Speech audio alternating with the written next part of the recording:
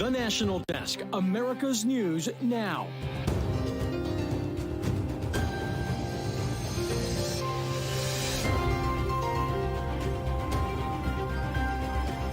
But he certainly supported an insurrection. There's no question about it.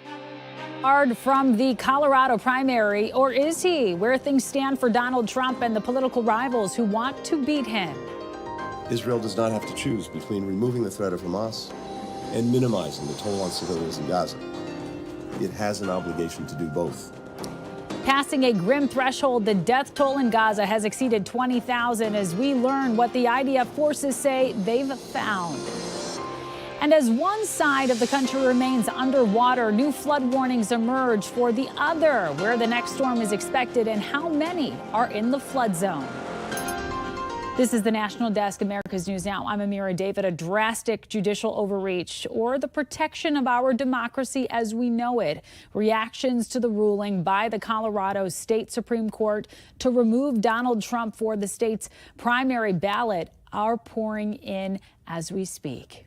Well, I think certainly they're self-evident. You saw it all. Now, whether the 14th Amendment applies, I'll let the court make that decision.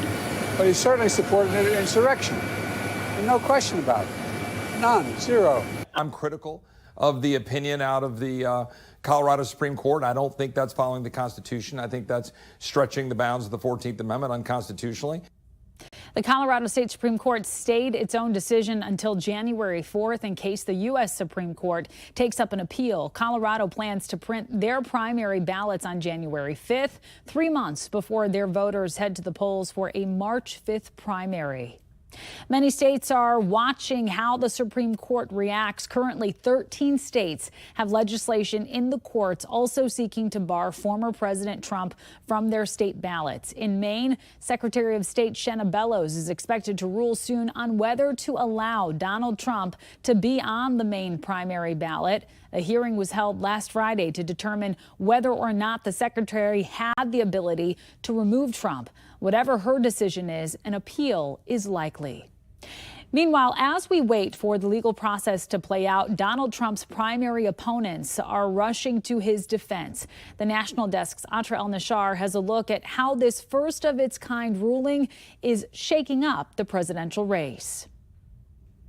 The field of Republican presidential primary candidates running against former President Trump now running to his defense after a Colorado Supreme Court ruling that could keep him off the state's 2024 ballot. I pledge to withdraw from the Colorado GOP primary ballot unless and until Trump's name is restored. There was no trial on any of this. They basically just said, what, you can't be on the ballot? I mean, how does that work? We don't need to have judges making these decisions. We need voters to make these decisions. I don't believe that it's good for our country if he's precluded from the ballot by a court. The Trump campaign immediately saying it will appeal the ruling, expected to land at the U.S. Supreme Court. A Trump campaign spokesman claiming the Colorado justices are biased and says the Democratic Party, quote, lost faith in the failed Biden presidency and are now doing everything they can to stop the American voters from throwing them out of office next November. President Trump. It's a similar defense Trump's used after each of his 4 indictments in which he faces a total of 91 criminal charges. His legal troubles have been followed by a boost in GOP support, according to polls. Former Trump White House lawyer Ty Cobb. This vindicates his insistence that this is a political conspiracy to interfere with the election. It's, doodah, but that's the way he tries to sell this. Democrats like Colorado Congressman Jason Crow say the court got it right. He has been very clear over and over and over again that he does not care what the voters have to say. He will do anything possible, including widespread election fraud, to try to win this election. And there are safeguards in place to prevent that, and that's what this case was about. Reaction. They say they're not going to comment on any ongoing litigation, but that they're ready for whoever wins the Republican primary. And Atra, if the Supreme Court upholds the Colorado Supreme Court ruling, what would be the electoral impact for Trump? Yeah, so let's say that happens. Colorado is a Super Tuesday state, so voters there would choose who they think the Republican nominee should be in early March. As far as how much weight it carries in the primary, Colorado gets 37 delegates. That's about, I think that's 29th on the list of the 50 states. So not super consequential from a delegate standpoint, but also the state Republican Party in Colorado has said that they might boycott or opt out of doing a primary to make a point about the fact that they think Trump should be on the ballot. Of course, that would probably have its own legal implications. The RNC would have to get involved.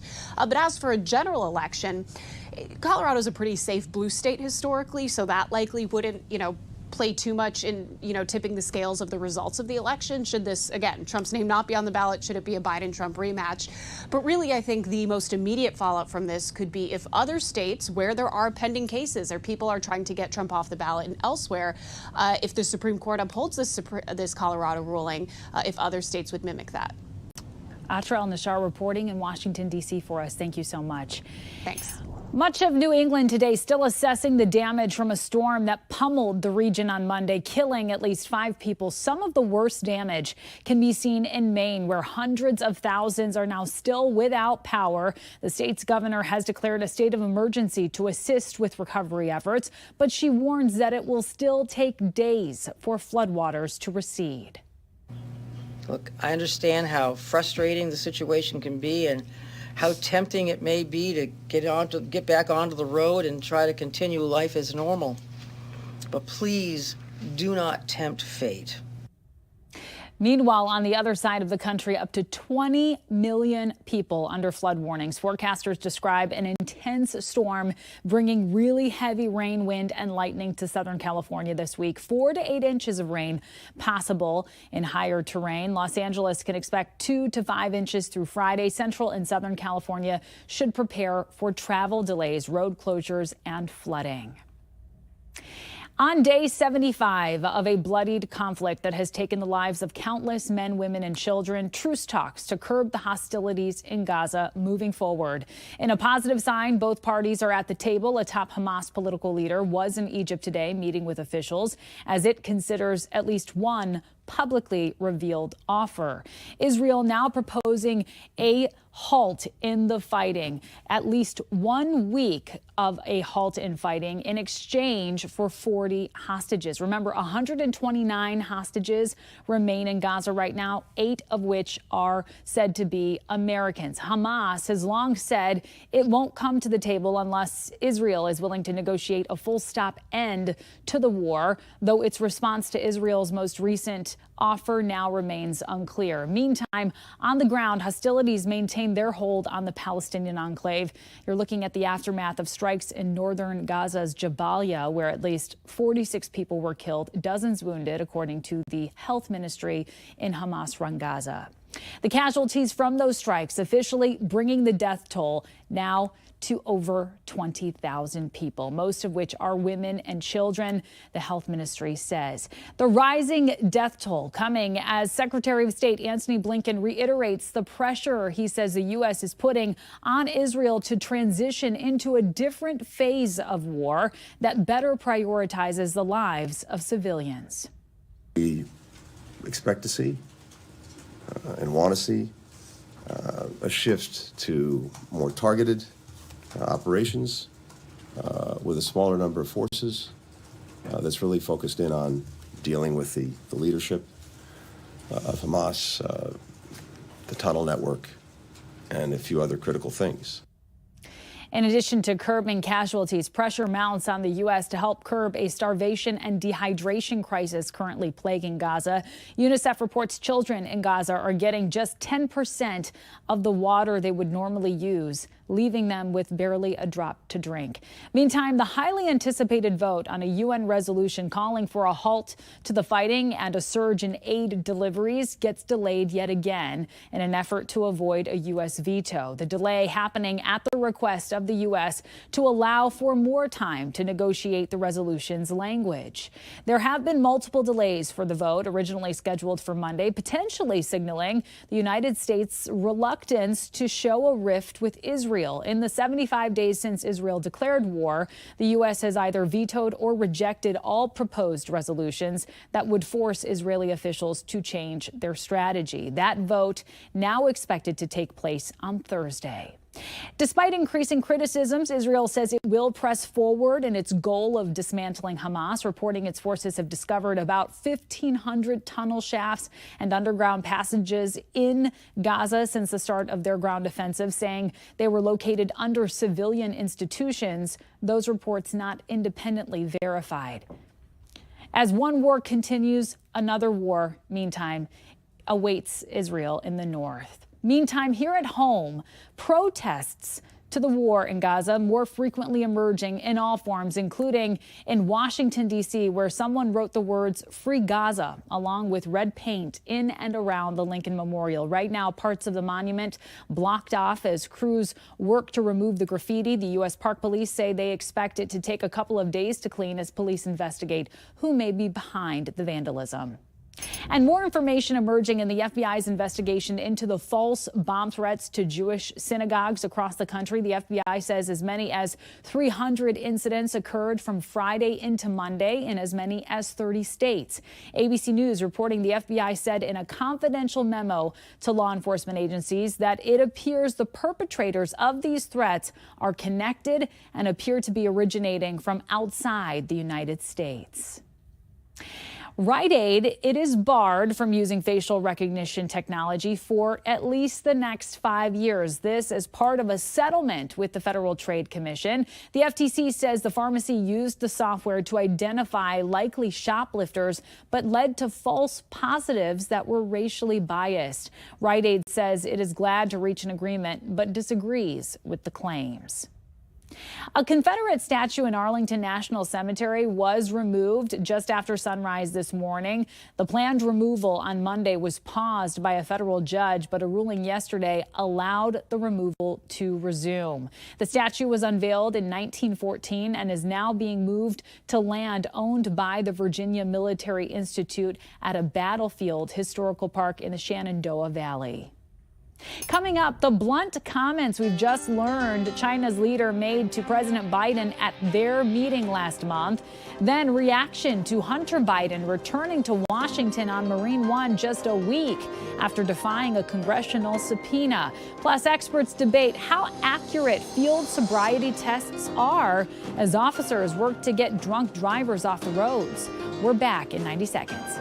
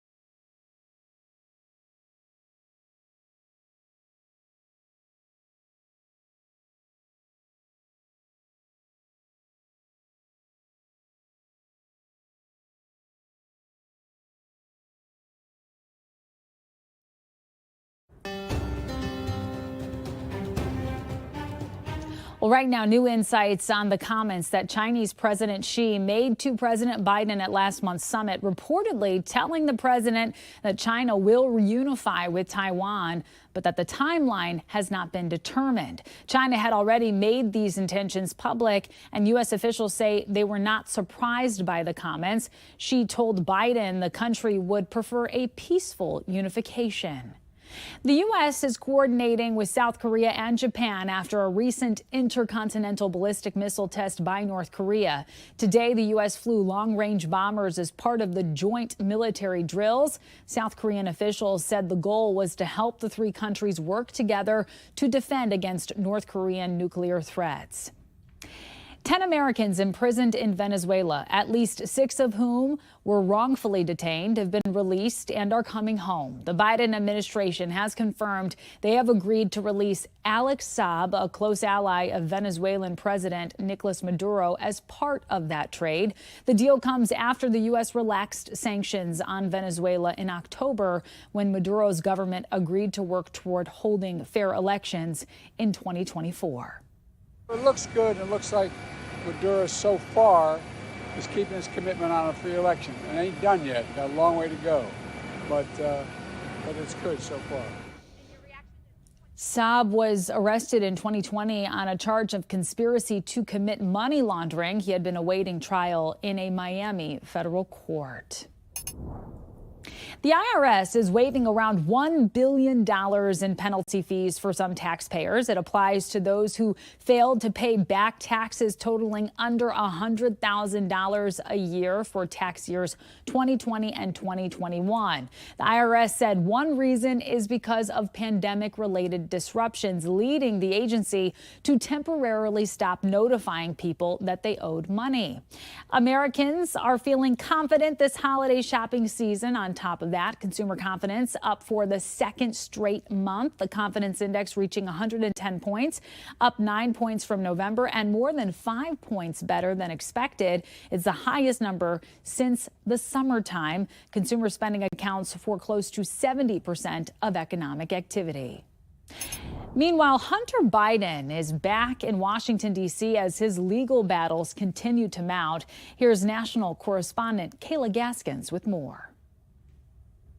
Hunter Biden re-emerging in Washington for a visit at the White House, barely a week after snubbing a congressional subpoena. The first son is facing possible contempt of Congress charges as he hopped off Marine One with his father. Critics zeroing in on the fact the White House left Hunter Biden's name off the passenger list they provide to the public. Reporters pressing White House Press Secretary Karine Jean-Pierre. Why does the president think it's appropriate that taxpayer dollars should be used to fly him around when he's been indicted? Jean-Pierre saying the White House has no plans to announce Hunter Biden's presence on Marine One moving forward. That's something that we've never done. This is the family. The family gets to travel with the president, and that's been the case with every other president. And so it's not something that we have done or we would be doing moving forward. In step with this administration's visitor policy, which states they would not release records related to strictly personal guests. Biden's visitor log policy resembles that of President Obama, who also did not disclose personal guests. President Trump did away with public visitor logs altogether while he was in office, citing national security concerns, and received a windfall of backlash at the time. Now, critics argue Hunter Biden's presence at the White House is important because of his mounting pile of legal troubles. The pending contempt of Congress charge is connected to the House GOP's impeachment inquiry into President Biden amid allegations of influence peddling. It kind of lays out a pattern that he has disregarded the law, he has disregarded authority, he thinks he's special. Hunter Biden will be in court January 11th to enter a plea for federal tax charges in California. He's also facing federal gun charges in Delaware. In Washington, I'm Kayla Gaskins for the National Desk, America's News Now. We have reporters all across the country in your neighborhoods covering the issues that matter most to you. We're taking the pulse of America.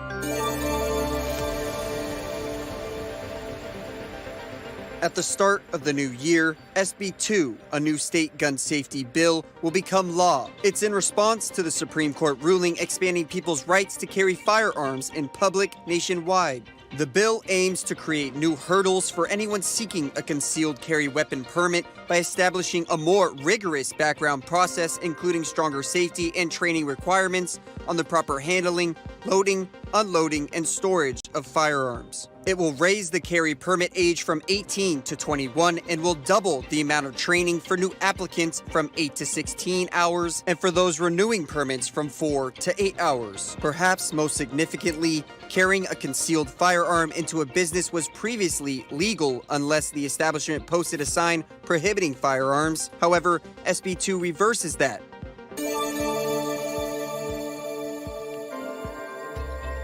47% of Americans, according to a recent Wallet Hub study, say that inflation has affected their charitable giving this year. A recent report shows that Americans gave the smallest percentage of their disposable income to charity in nearly 3 decades last year. That according to data from Giving USA. And Giving Tuesday donations last month declined 10%.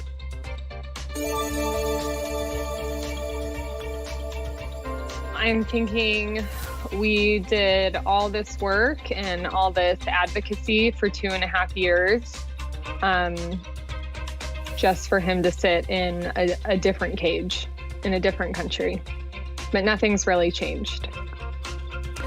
The wife of a Navy lieutenant previously imprisoned in Japan before being transferred to U.S. custody is urging the federal government to release him. Brittany Alcone said she thinks the government is appeasing Japan by keeping Lieutenant Ridge Alconis behind bars. He arrived in California last week after spending nearly 18 months in a Japanese prison over a 2021 car crash that killed 2 people. He and his family said it was an accident caused by a medical emergency. The case is now in the hands of the U.S. Parole Commission. Up next, as police work around the clock to stop drunk drivers, some people say sobriety tests are not as accurate as they need to be. More when we come back.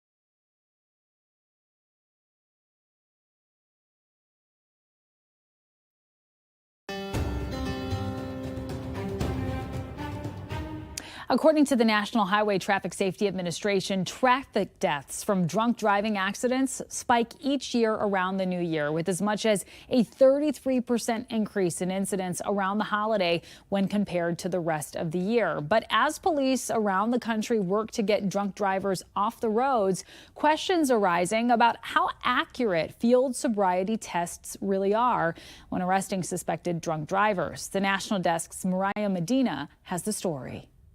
Unfortunately, our societal views of drinking and driving in Texas, that it's acceptable. Anthony Bancroft has made thousands of DWI stops in his 2 decades on the San Antonio Police Department's DWI unit. Oh, you haven't been tested? Tester. Now retired, Bancroft is a lawyer who teaches field sobriety tests to the cadets going through the Alamo Area Council of Governments Training Academy. It is a love of my life. I began teaching in January of 1999. And I have taught consistently over the years. The nearly 25-year law enforcement veteran, a clear believer in the tests. They are absolutely accurate. In one validation study, officers were shown to have made the correct arrest decision 95% of the time when the person submitted to the horizontal gaze nystagmus test you see here, Right foot in front of the left foot, heel touching the toe. the walk and turn test, and one-legged stand. If you had a chance to win the lottery and you were told you had a 95% chance of winning, would you play? Sure. Defense counsel would turn around and say, but there's a 5% chance that you're wrong. And that's true. Do you believe field sobriety tests are fair? No, I do not believe that field sobriety tests are fair as they're applied in America. DWI attorney Joseph Holscher pointed to studies which found people overweight by 50 pounds or more and people 65 or older had trouble performing these tests. These tests also difficult for people with certain health conditions. Even performed correctly, 100%, these tests are not 100% reliable, and they're not reliable for a wide range of individuals in our community. The I-Team found hundreds of cases in which a person was arrested on suspicion of DWI, but their blood work came back below the legal limit for alcohol and negative for drugs. One case, a driver stopped for a minor traffic violation, submitted a field sobriety test, a breathalyzer which showed no signs of alcohol, a blood sample, and an analysis by a drug recognition expert. That expert wrote he believed the driver was under the influence of cannabis, inhalants, and a depressant. Months and a mugshot later, his blood work came back negative for all of the above. And officers are trained to make an arrest anytime they cannot prove someone is innocent for DWI, for public safety reasons. That may be a good public safety principle, but what it means is officers are trained to arrest innocent people, and it happens all the time. Bancroft taking his decades of knowledge to the classroom to ensure that doesn't happen when his cadets finally hit the streets. But when you consider that DWI is, again, the more loss of life and property damage than all the other crimes put together, it's very, very important that we understand that it needs to be addressed. And until society changes their views about drinking and driving, it's going to be very, very tough, and it's going to always be out there.